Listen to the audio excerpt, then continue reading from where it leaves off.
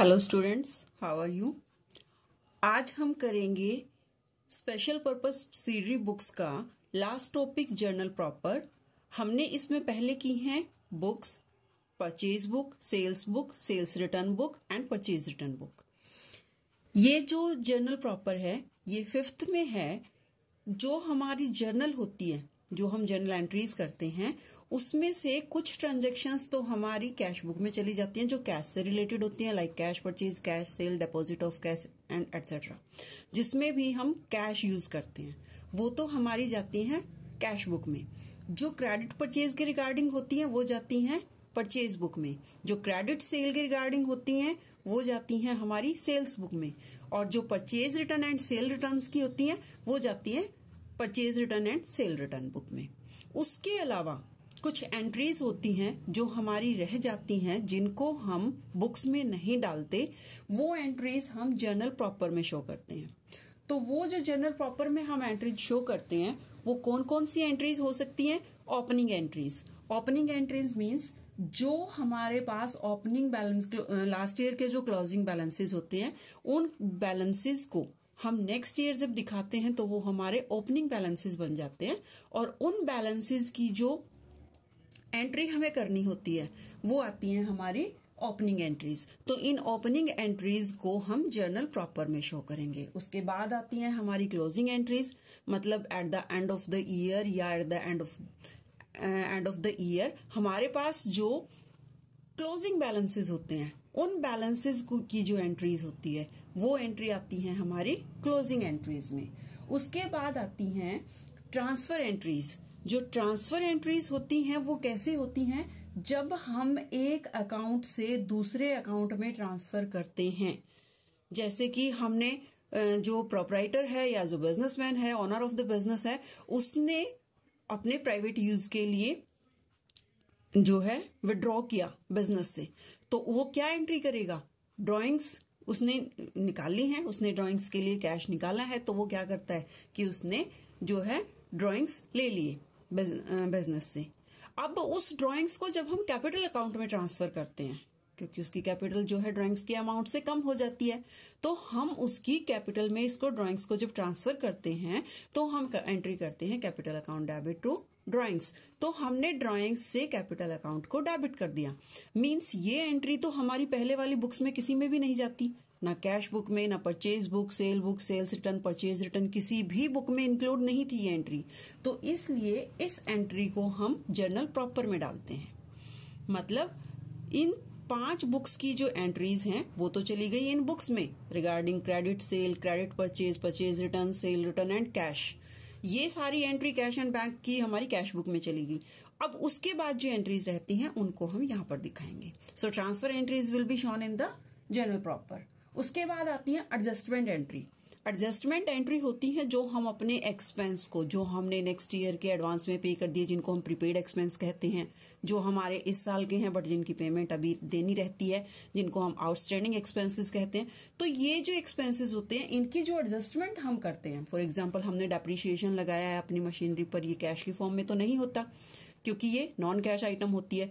तो ये जो चीजें होती हैं, ये एडजस्टमेंट एंट्रीज भी हम जर्नल प्रॉपर में ही करके दिखाते हैं। उसके बाद आती हैं रेक्टिफाइंग एंट्रीज।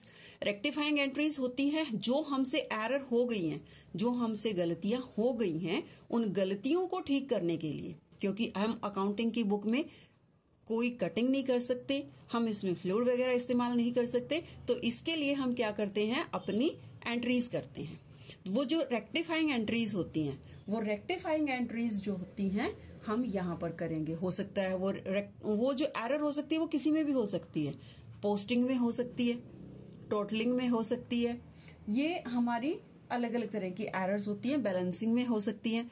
तो ये रेक्टिफाइंग एंट्रीज भी हम जर्नल प्रॉपर में शो करते हैं। एंड इसके अलावा जो भी एंट्रीज रह जाती हैं, जिनको हम मिसलेनियस एंट्रीज के नाम से जानते हैं, जो मतलब इन कैटेगरीज में नहीं आई बट जो हमारी हैं, उनको हम जो है जर्नल प्रॉपर में ही डालते हैं।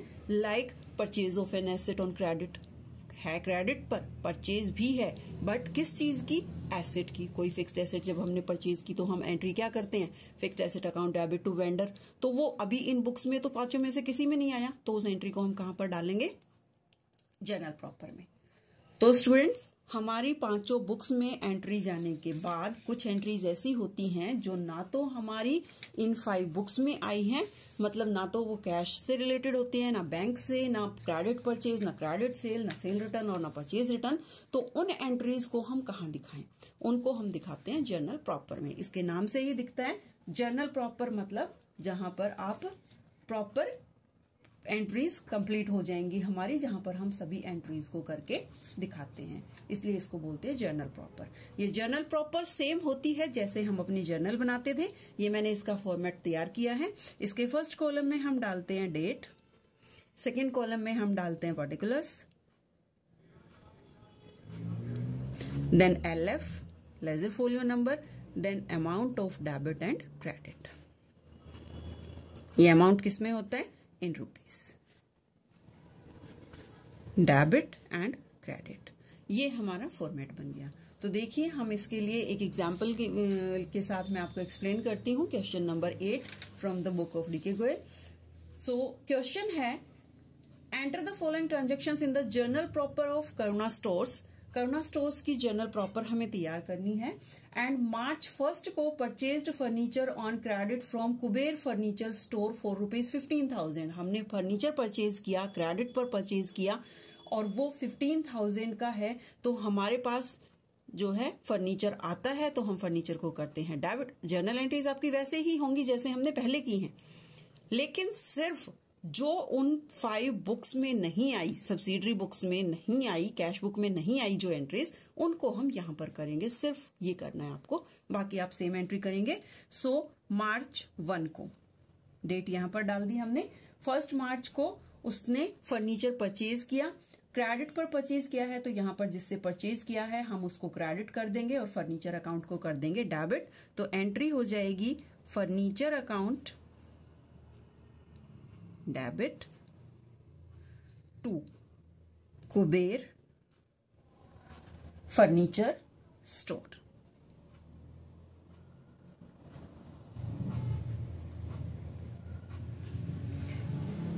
$15,000 का फर्नीचर उसने परचेज किया, तो हम 15,000 यहां पर डालते हैं।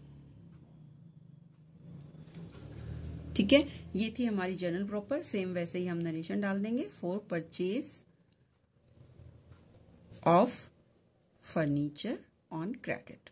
हमने क्रेडिट पर फर्नीचर परचेज किया, इसलिए हमने ये एंट्री की। यहां पर आपको नरेशन में मेंशन करना पड़ता है।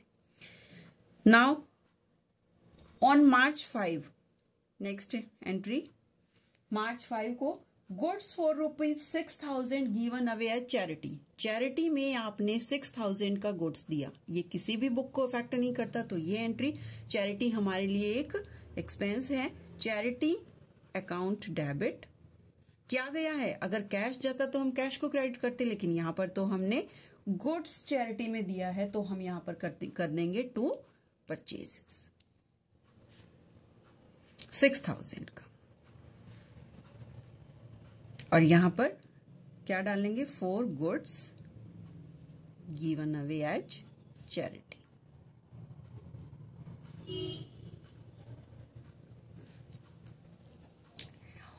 नेक्स्ट एंट्री है हमारी March 12 को, goods worth ₹8,000 and cash ₹4,000 were stolen by an employ.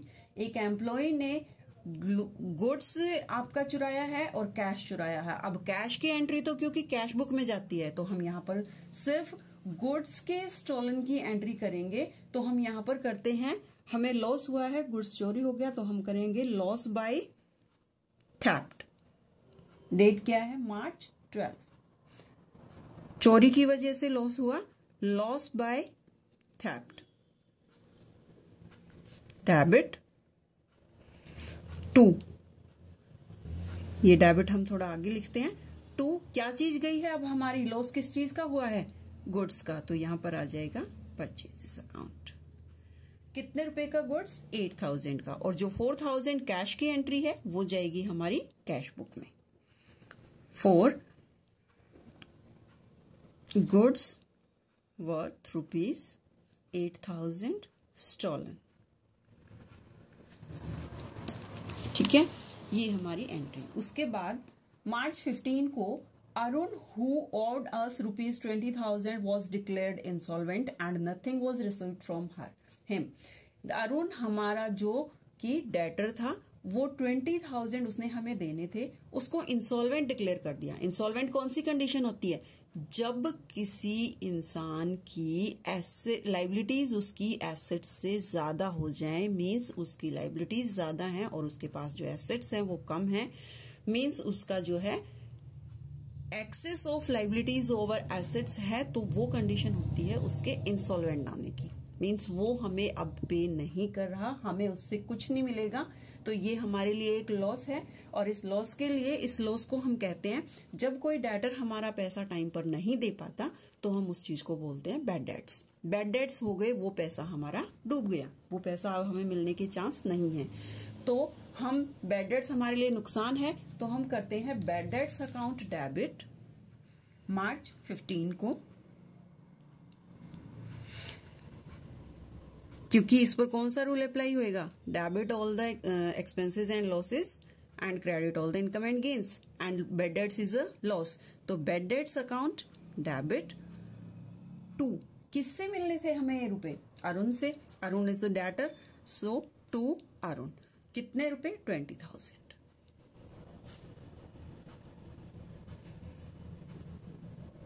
For ₹20,000 not received from debtor Arun and become bad debts। तो हमारे ये बैड डेट्स हो जाते हैं। ये हमने यहाँ पर नरेशन डाल दी। आफ्टर दैट मार्च 18 को proprietor withdrew for his personal use cash 5,000 and goods worth ₹10,000। जो प्रोप्राइटर, जो ऑनर ऑफ द बिजनेस है, उसने 18 मार्च को कैश विड्रॉ किया है पर्सनल यूज के लिए 5,000 और गुड्स विड्रॉ किया है, गुड्स लिया है उसने 10,000। तो जो वो कैश लेता है, कैश की एंट्री तो हमारी कैश बुक में चली जाएगी, एंड जो उसने गुड्स लिया, उस गुड्स की एंट्री हम यहां पर करेंगे, क्योंकि वो किसी भी बुक के अंडर नहीं आती। तो ड्रॉइंग्स अकाउंट डेबिट 10,000 का सिर्फ और सिर्फ गुड्स कहां से आया? परचेजेज से, मतलब गुड्स हमने यूज कर लिया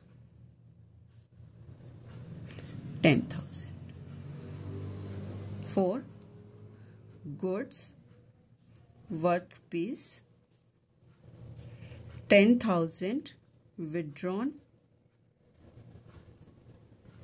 by the proprietor for personal use। Personal use के लिए प्रोप्राइटर ने गुड्स विड्रॉ किया, जिसको हमने यहां पर ड्रॉइंग्स का नाम दिया।